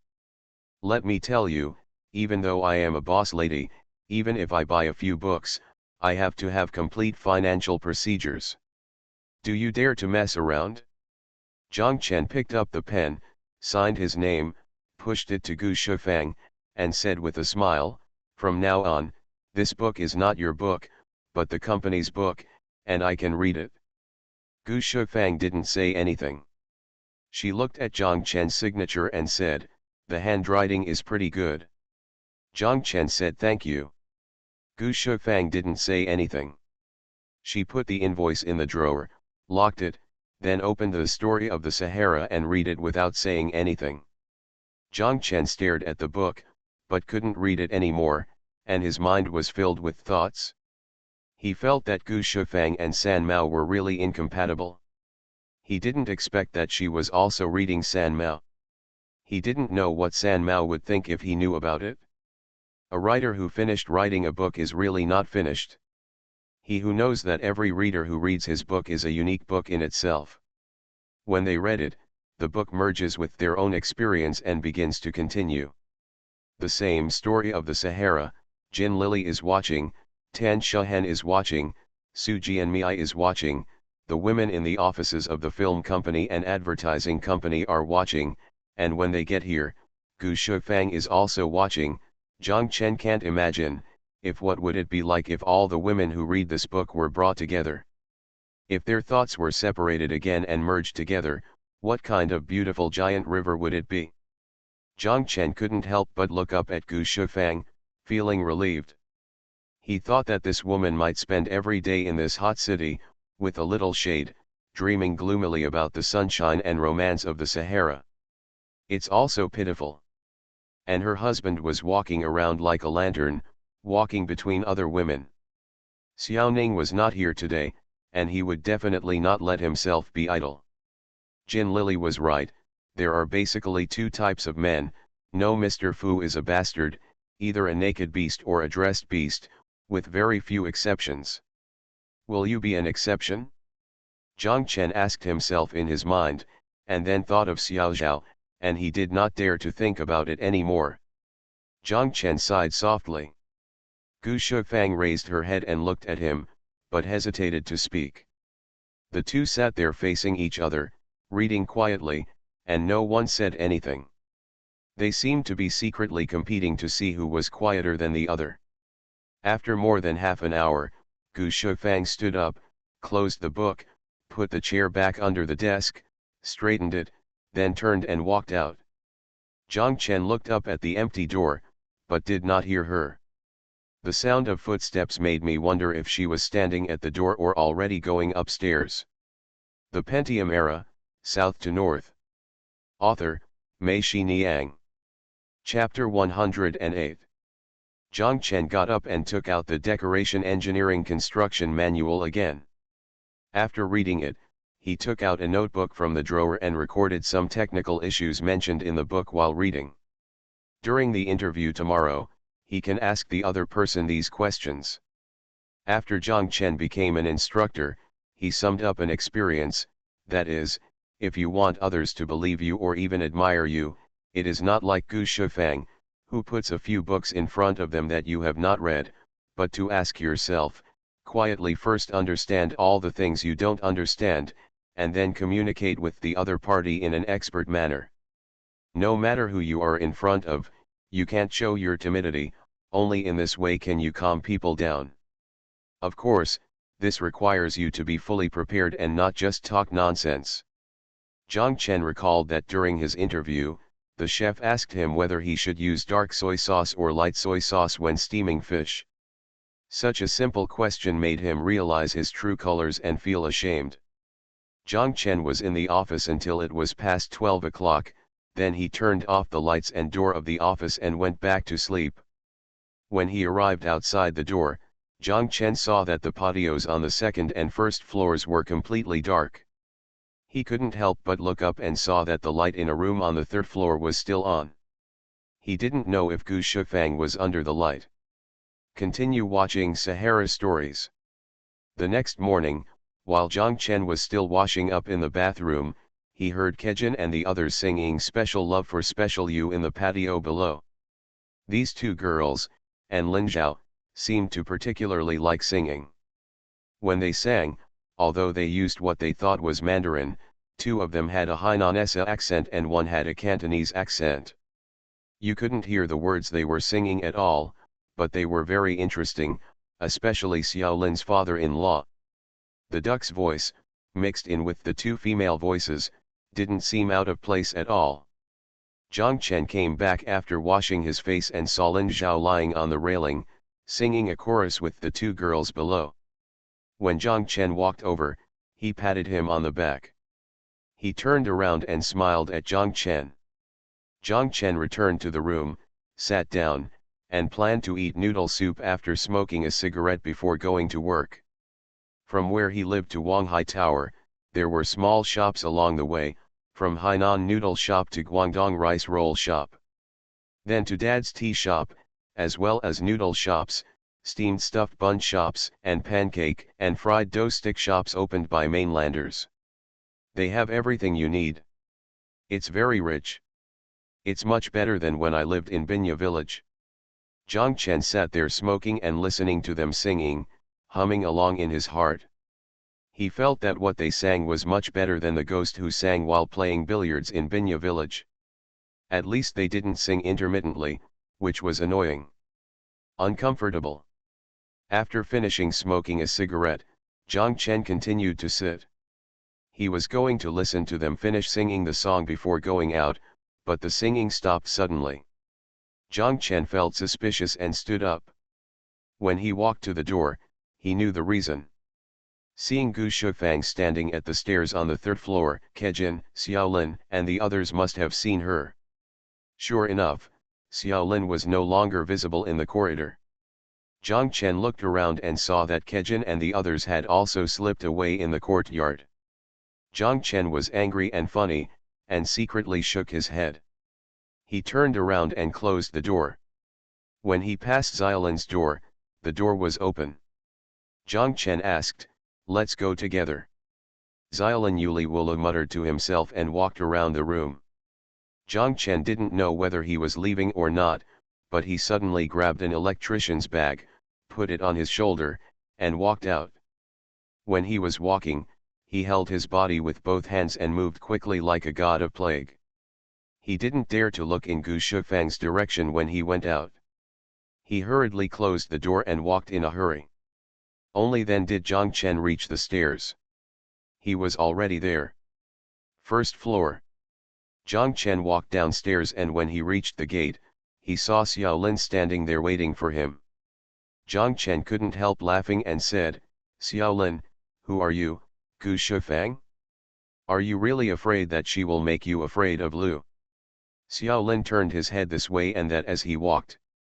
Zhang Chen tried hard to distinguish and finally heard what he wanted to express. He told Zhang Chen that Gu Shufang was his aunt's relative. Anyway, he was a very distant relative. He didn't know how they had entrusted the person, so he went to their house and said that he wanted to borrow his name. Use it to register a company. At that time, Xiaolin happened to be free at home and was hanging around. His parents told Gu Shufang that it was okay to borrow his name, but you had to solve a job for him. Gu Shufang agreed, so Xiaolin came here. Zhang Chen understood that the reason why Mr. Fu and Gu Shufang wanted to find Xiaolin was to avoid suspicion and to control them. Even if Xiaolin's parents didn't ask, they would probably let Xiaolin come here. Zhang Chen and Xiaolin were startled before they reached the office. He saw a hill-like pile of moso bamboo on the flower bed in front of the office. The flowers and plants in the flower bed were all crushed, and there were 2 trucks. Removing bamboo pieces used for scaffolding. Zhang Chen was surprised. He didn't seem to have ordered these things. Zhang Chen quickly ran over and asked, "Wait a minute, who asked you to bring these here?"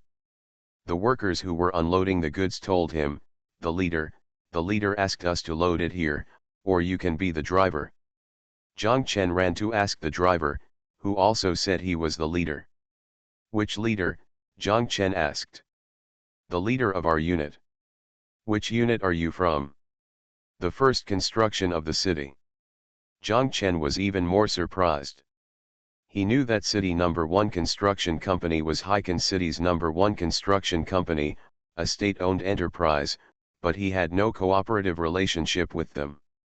Why did they bring these things here? Although these things are what Zhang Chen and the others need immediately.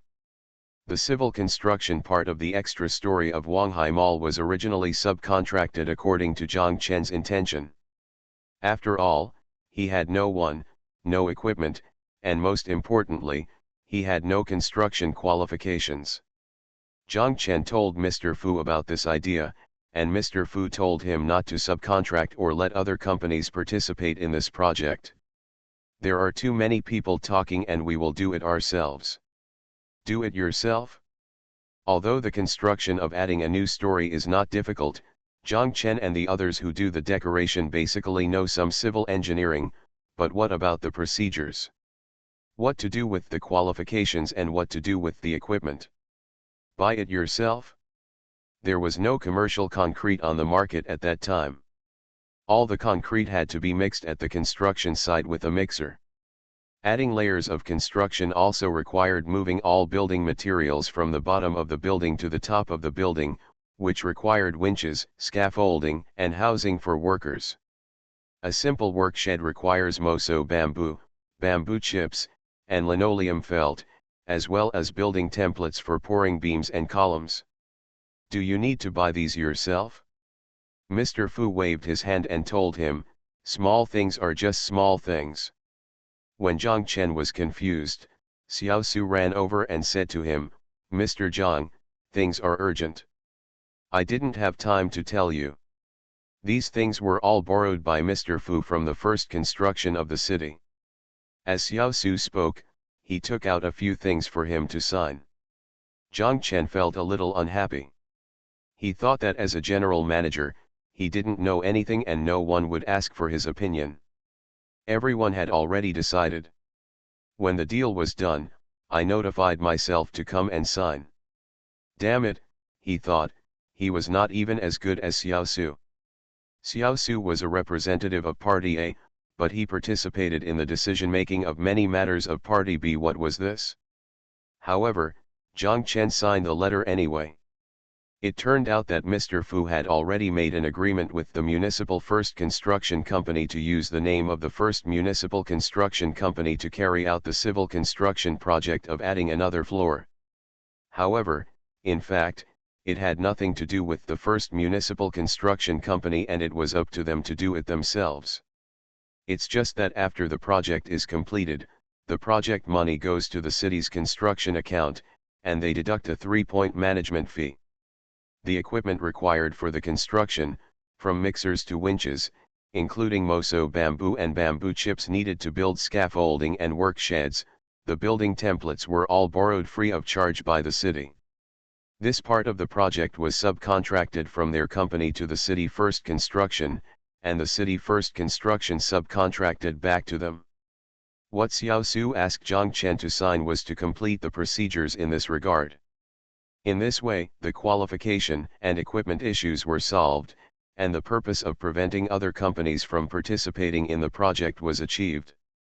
On the surface, it seems that City Number 1 Construction has increased its output value and got 3 points of management fees for free. But anyone with a discerning eye knows that these 3 points are just for the sake of looking good on the books. There is a reason.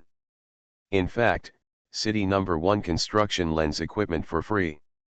The loss of materials is far more than these 3 points. Just like the moso bamboo pieces in front of you, including the building templates that will be shipped later, they are new when they are shipped, but when the project is completed and returned, the amount on the book may not be small, but in fact, it is completely it's two different things. This wave of operations opened Zhang Chen's eyes again. At 7 o'clock in the evening, I will have dinner with the boss of City Number 1 Construction. Mr. Fu asked you to accompany me. We all know each other, Xiao Su and Zhang Chen said. You are listening to Novels at Bless Up channel. Wish you happiness and luck. Please subscribe to receive new novels. How do you feel about this novel? Please like and leave a comment. The Pentium Era, South to North. Author, Mei Niang. Chapter 109. Xiao Su held two walkie-talkies in his hand. He gave one of them to Zhang Chen and told him, if you need anything here and you need the cooperation of me or the engineering department of the security department, just use it to call us. Zhang Chen held it in his hand, but didn't know how to use it, so Xiao Su taught him how to use it. Xiao Su and Zhang Chen were talking, and there was a siren at the door. Xiao Su and Zhang Chen walked out and saw a traffic police jeep and a three-wheeled motorcycle. They stopped at the door and got out of the jeep. When he saw Xiao Su, he waved. Xiao Su walked over, shook hands with him, and introduced him to Zhang Chen. The visitor's surname was Lu, and he was the squadron leader of Xiuying Squadron. Captain Lu and Xiao Su said, let's go and see the scene. Xiao Su led him and Zhang Chen along Daying Road until they reached the end of the yard behind Wanghai International Hotel. Xiao Su and Captain Lu said, let's stop here. Captain Lu made a mark on the ground with his foot, turned around and looked in the direction of Wuzhishan Road.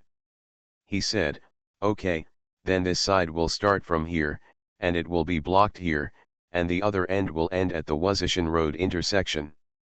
Captain Lu looked at the row of houses and shops on the other side of Daying Road, and told Xiao Su to leave a passage of 2 meters for them. Forget it, let's say 1.5 meters, 1.5 meters. Xiao Su agreed. Team Lu will go and sit down with Mr. Fu. Captain Lu waved his hand. Next time you come again, please tell Mr. Fu for me. Xiao Su nodded.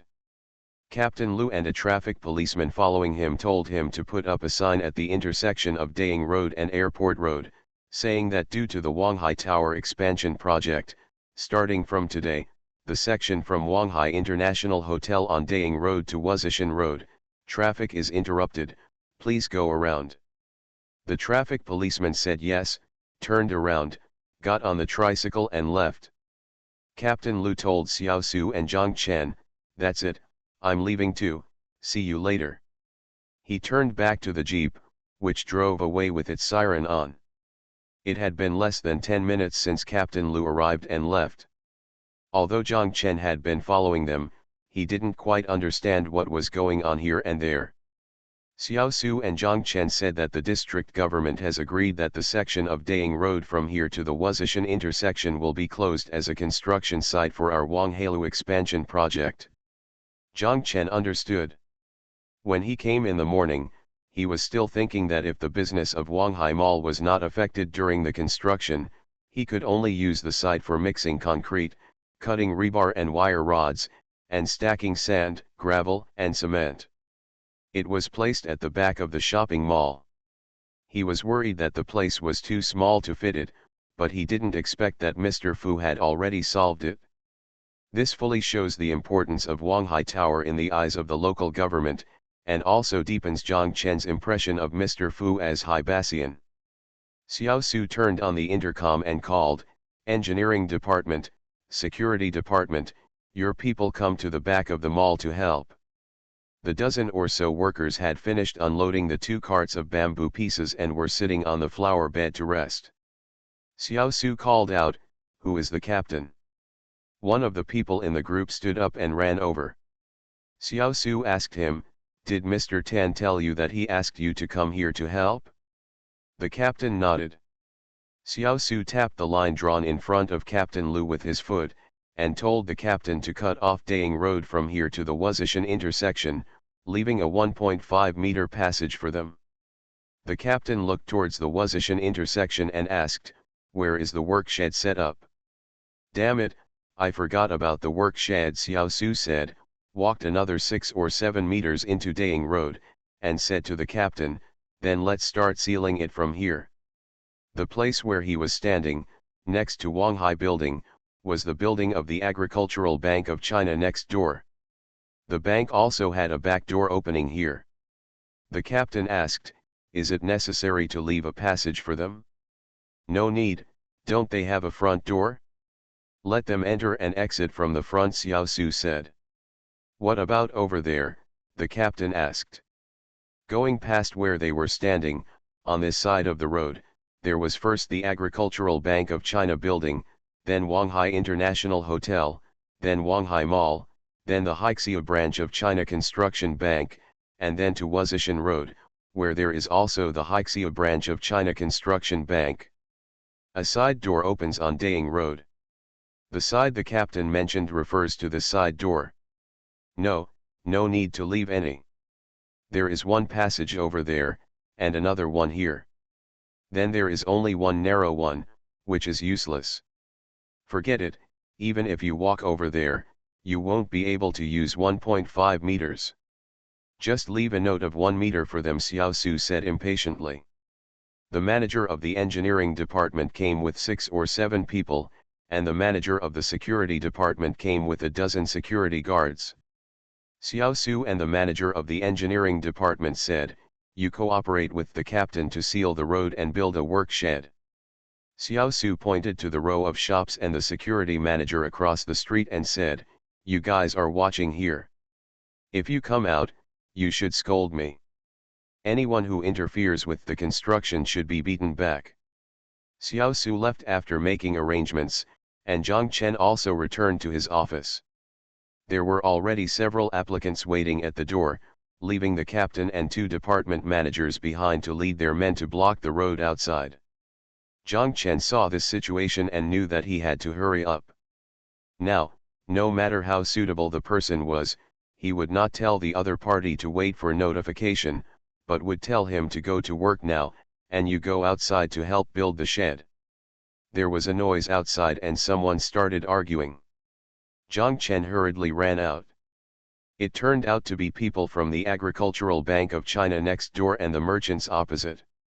They saw a group of people drawing lines with lime on the road. They didn't know what they were doing and asked. Then I realized that Daying Road was going to be blocked, and my door was going to be sealed. Of course, the people from the Agricultural Bank of China would not do it. The security manager scolded them, "What are you yelling about? The road closure is the decision of the district government. What do you think it means? If you are not convinced, let your president go to the district government or Mr. Fu." A few people from the Agricultural Bank of China went back obediently, but no one from the China Construction Bank came out to make trouble. Instead, an office director came, asked about the situation, and went back without saying a word. The rest are the merchants on the opposite side. Not to mention that Daying Road is blocked, and there is only a 1 meter wide passage in front of their door, which can only be used for people to enter and exit. How can they do business? Of course they will not do it. Aggressively trying to obstruct workers from construction. They were fierce, and the security manager was even more fierce than them. He shouted at them, "We are banning you for a few months, but we are not banning you for the rest of your humming life. Come, come, come. Whoever is dissatisfied will come out. I'm leaving my words here. Believe it or not, I will make it impossible for you to open your shop, and you will not be able to stay in Heiken. Damn it, you will be fined if you don't eat the toast." Those merchants were all overwhelmed by his momentum. They also knew that the expansion of Wanghai Tower was a major event and that the road closure was a decision made by the district government in cooperation with Wanghai Tower. But if they really let themselves go head-to-head with Wanghai Tower, they knew that they would end up eating. He must be the one who suffered the biggest loss. The security manager really didn't mean to scare them. The security manager pointed to the white lime line on the ground and said to the dozen or so security guards, "Look at this line. If these guys dare to take a step forward, you will give me a humming beating, and the company will pay for the medical expenses." Zhang Chen watched from the side and was secretly shocked. Damn it, a manager of the security department had such a loud tone. It seemed that Hibassian was really well deserved. The quarrel outside slowly subsided. Although the merchants were annoyed, they had no more options. They couldn't even complain to the landlord. The landlord could dismiss them with force majeure and they could only admit that they were unlucky. The only thing I can pray for is that this project will be completed soon. In the evening, Luligan and Erhuo came again. They saw that Daying Road was blocked. This section of the road, several hundred square meters, was surrounded by Zhongchen and others with moso bamboo and bamboo walls, heading towards Wuzishan. A gate was opened on the road to allow access for vehicles carrying construction and materials. On the original Daying Road, there were 2 more worksheds made of moso bamboo and bamboo slices, with oil felt and asbestos tiles on the top. One was used to live in, and the other was used to pile cement, lime, etc. that were afraid of getting wet by rain. In the enclosed open space, mixers, winches, and construction formwork have also been delivered, and near the back of the mall, half of the scaffolding has been erected. The second-rate guy shouted, "You're forced to do this, this is too fast." In just one day, everything here has changed. Even Zhongchen himself felt that it was indeed too fast. The construction of the city was just for their own construction site, so they probably weren't so enthusiastic and efficient. Erhuo asked them to treat them to dinner again. Zhongchen said that I didn't have time and would have to eat with the guests later. Erhuo told Luligan, "Let's go then, let's eat dog meat. There is a Huajiang dog meat shop nearby. The business is very nice." The Pentium Era, South to North. Author, Mei Xiniang. Chapter 110. As soon as Erhuo and Luligan left, Xiaosu came. Xiaosu was carrying a paper bag from Wanghai International Hotel and placed it on Zhongchen's table. He told Zhongchen that he would wait until after dinner. "You give this to Mr. Qin, remember, give it to him when you send him to the car." After Xiaosu finished speaking, he left. Zhongchen looked at the paper bag and saw something wrapped in newspaper. He took it out and opened it. He was shocked to see that there was a bundle of 100,000 yuan inside. Zhongchen quickly put it back, his heart pounding. In all his life, Zhongchen had never seen such a whole bundle of money, especially since Xiaosu meant that he would have to give this to Mr. Qin from the First City Construction Company after he had finished his meal later. Damn it, Zhongchen has never given gifts to anyone in his whole life.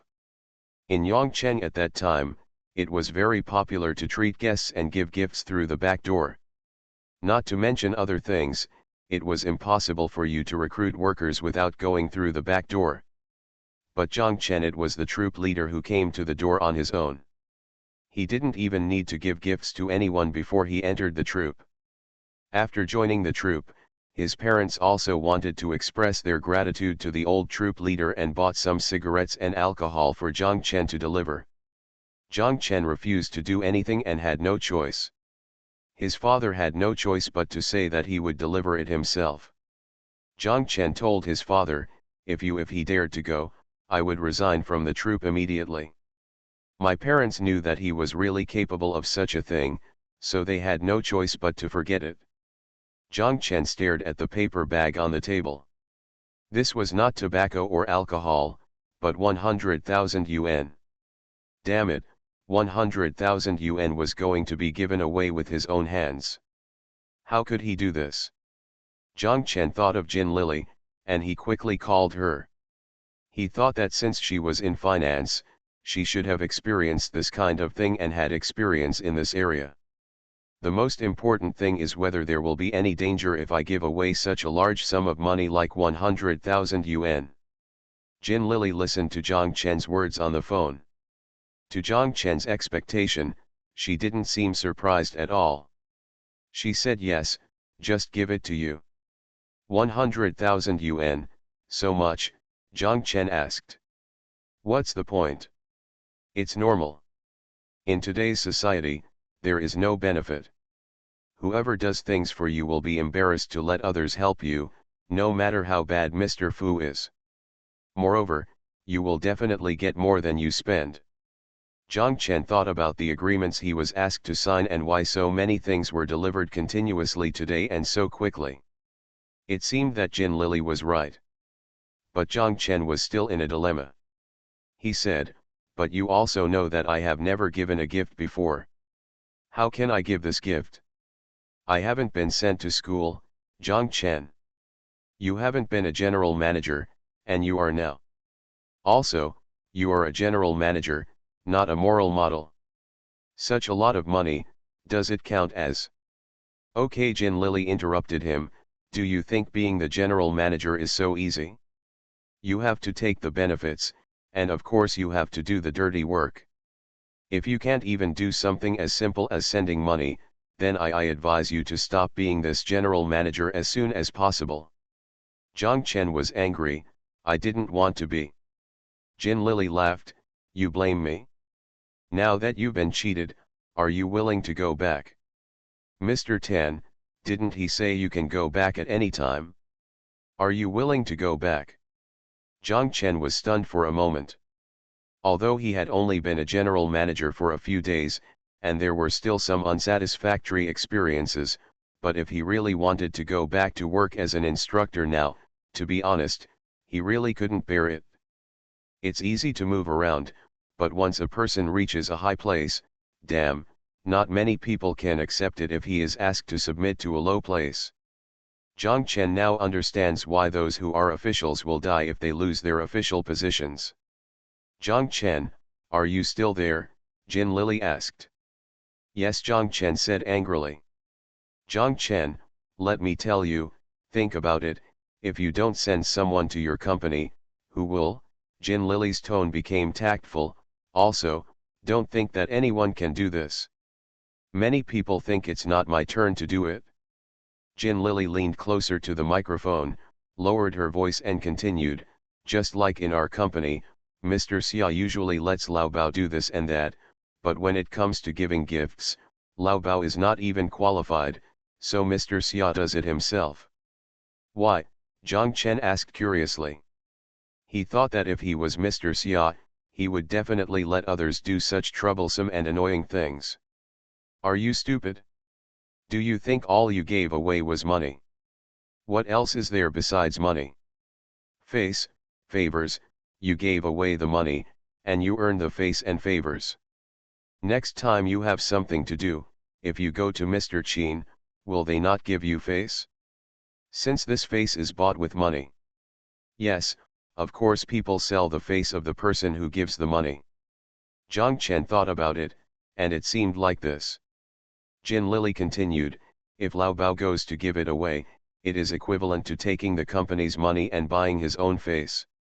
If he is going to give it away, then he is going to give it away. Soon, Mr. Xia's relationship will be gone. It just becomes Lao Bao's relationship, and Lao Bao can start his own company, do you understand?" Zhang Chen nodded and said, "Okay, I kind of understand. It's not a little bit, but you must know that you must seize the current favorable conditions and build your own connections. Do you understand, Zhang Chen?" Jin Lili said, "By the way, are you there with the pole? I was here before, but I'm not here now, what's wrong? You ask the pole about this, and he will explain it to you right away." "You fool, okay, I'm here," Jin Lili called on the phone, as if someone was calling her. Jin Lili said, "Okay now, I'm going out, think about it for yourself." "Wait, Lili," Zhang Chen shouted urgently. "What else?" Zhang Chen quickly said, "Then what if I give it away and they don't accept it? How embarrassing." Jin Lili chuckled, "Then Mr. Tan is from Mars." Jin Lili said and hung up the phone. Zhang Chen sat there in a daze. He thought about Jin Lili's words from beginning to end. He thought that some of Jin Lili's words were right and some were wrong. For example, in the last sentence, he was not from Mars, but that Boss Lin that day sent give yourself money and you won't ask for it. However, it seemed that Boss Lin didn't feel embarrassed if he refused. Many of Jin Lili's words are right, such as face. If you think about it clearly, this is really the case. For example, if you don't give it to someone, who will give it to you? Although Mr. Fu took care of the Eugean matter, the agreement was signed with him. Setting up walls and work sheds outside, and pulling in so much equipment are all for their own companies, not Wanghai Tower. Mr. Fu didn't bother to give this money away, and Xiao Su was not from his company. There were only 2.5 people in his company, one was the legal person Lin Zhao, but it was definitely not appropriate for him to give it away. From Mr. Fu and his wife, Lin Zhao, judging from his attitude, they really regarded him as an electrician and handyman, rather than a confidant or relative. Moreover, he was only half of Gu Shufang. It is definitely impossible for Gu Shufang to give this money. She is too lazy to go downstairs and won't even come to eat. Why would she give money? After much deliberation, I really had to give this money to myself. Zhang Chen sighed. He thought that at this time, if he were Lulipol, if he let this bastard do such a thing, he would definitely be calm, but he... At this moment, Zhang Chen felt that he was really useless. He looked at the time and saw that it was already 6:40. He felt that his heart was still beating and his face was burning. It was 6:50 and it was too late. Zhang Chen had no choice but to stand up, pick up the paper bag, and walk out. He walked through the shopping mall and arrived at the lobby of Wanghai International Hotel. He took the elevator to Wanghai Restaurant and said Mr. Fu's name to the greeter at the door. The greeter took him into the box. Zhang Chen thought he was late. When we arrived at the box, we realized that neither Mr. Fu nor Mr. Qin had arrived. Zhang Chen looked at the bag in his hand. He felt it was inappropriate to put it on the table, and it would be easily kicked if it was put on the ground. When he was hesitating, the waiter came over and said to him, "I will help you put it in the cabinet and remind you when you leave." "May I?" Zhang Chen quickly said yes, thinking, "I still need you to remind me, I will be entangled with it all night, following it like a shadow." The waiter put the paper bag into the sideboard in the corner of the box. 10 minutes later, the receptionist brought in a man from outside the door. He was very fat and looked very kind. He must be Mr. Qin. Zhang Chen quickly stood up, shook hands with him, and introduced himself. Mr. Qin holding his hand, she patted his shoulder with the other hand and said with a smile, "Well, you are young and promising.